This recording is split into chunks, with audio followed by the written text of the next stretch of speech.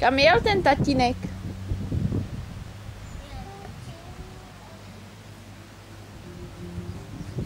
No, až teďka nám jde CDčko, až jsme dojeli.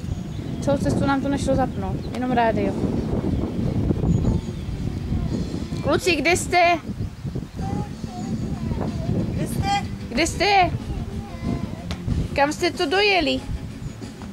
Na chatu.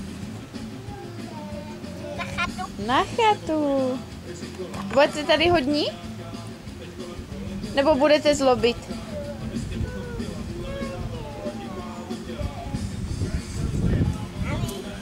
No to je tvoje. No napiš se.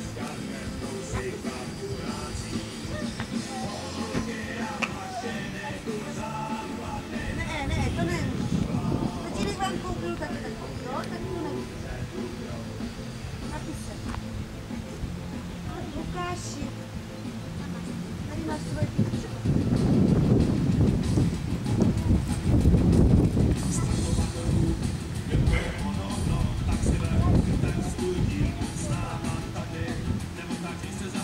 První den a hned blbne.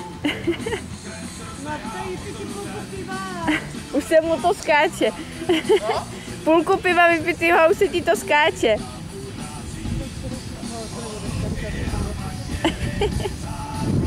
Ale to nejhlavnější máme.